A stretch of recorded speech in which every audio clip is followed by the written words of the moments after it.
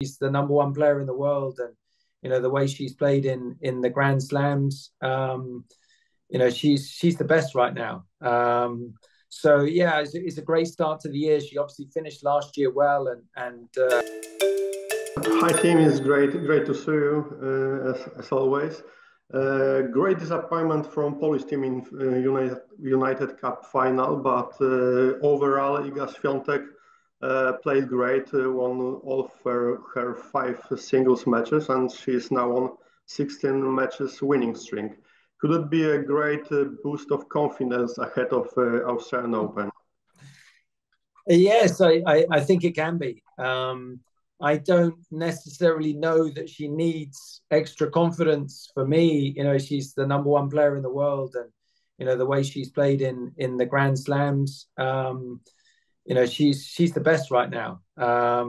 So yeah, it's a great start to the year. She obviously finished last year well, and to win her 5 matches is great. And I really enjoy watching her game.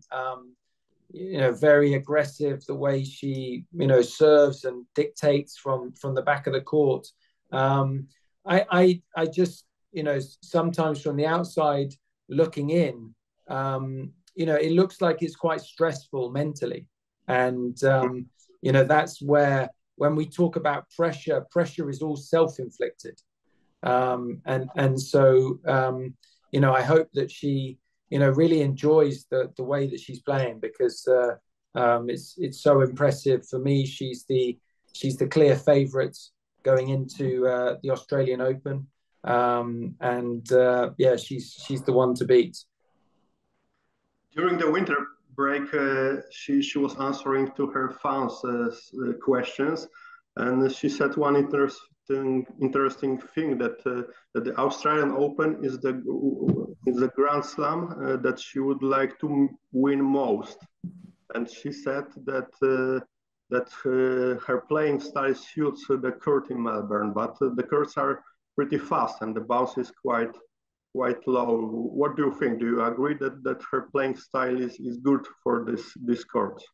Yeah, definitely. I think, with the way the conditions are on hard courts and clay courts, I would say she's the favourite. She's the player to beat on either of those 2 surfaces. And so I'll say it again. I think she's the favourite in Melbourne, and I think, moving forward, she's still so young. I think for sure she wins the Australian Open on several occasions. I'm interested to see how she embraces the challenge, on grass, playing at Wimbledon, because that's a surface that is not so natural for her. But again, when you have her weapons and you have her athletic ability, I think she at some stage can win, all the Grand Slams, because she's that good a player. She has I think a great attitude towards learning and working hard. So looking forward to seeing her play throughout the whole year, not just in Melbourne. Iga looked great recently, but you can say the same about her main opponents, because Sabalenka and Rybakina was playing great in Brisbane. Coco Gauff won Auckland. Do you think this top 4 is the strongest, are the strongest favorites, or maybe there could be some surprises, maybe somebody out of the top 10? Yeah, I think if you look back sort of in the last 12 to 18 months, I think on the WTA side, it was so much more wide open. There wasn't necessarily, 1 or 2 players that were going to dominate. But, I think Świątek has started to do that.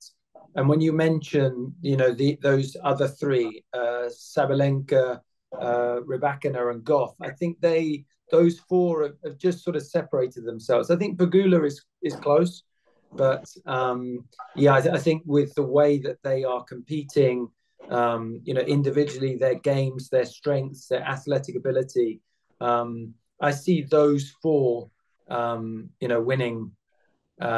winning a lot of the big tournaments this year. I think it's going to be harder for one of the other players to break through, because those four have separated themselves a little bit.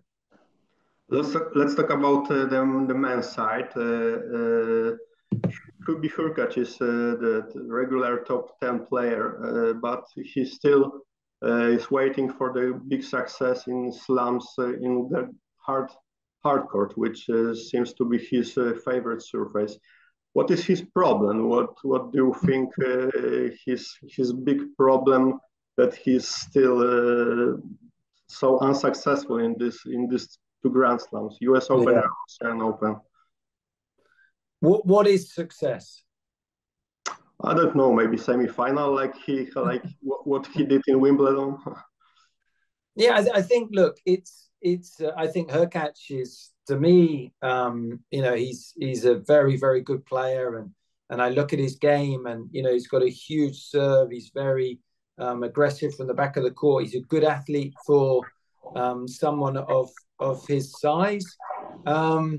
But Djokovic is better than him. I think Alcaraz is better than him. I think Sinner is better than him. So it's not easy given the competition. So I think he's doing all the right things. Him and his coach Craig Boynton, I think, are doing a great job of looking to improve in different areas, maybe coming forward a little bit more behind his serve, whatever it may be. So I think he, has to keep doing the right things, and maybe he gets that opportunity where someone else has lost, and he gets through to the semi-finals of a slam, and there is an opportunity. But no, I think for me, Hurkacz is doing everything right. He's working hard, playing well in the big tournaments, and you keep giving 100%. That's all you can do. And so yeah, I mean, he'd love to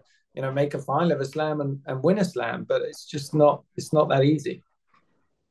And do you think Novak Djokovic is the biggest favorite, because there was some problems with his race, and what do you think? I mean, could be the serious problem or not so bad? I don't know. I mean, obviously I read about it, but he's the only one that knows. I hope he's fit and healthy, and likewise with Świątek. I mean, Djokovic is the clear favorite in the men's singles. Last year he won 4 of the 5 biggest tournaments, and he won 3 slams. He lost 6-4 in the 5th in the final of Wimbledon, and won the tour finals. So people try and talk about, this is a new era. It's slightly new because Federer and Nadal are not playing, but look, there's some exciting players coming up, whether that's Alcaraz or Sinner and Holger Rune, but there's still Djokovic is the man to beat. Okay, thank you very much, Tim, and it was great as always to talk to you. Nice to see you, and Happy New Year, and hopefully speak to you again sometime.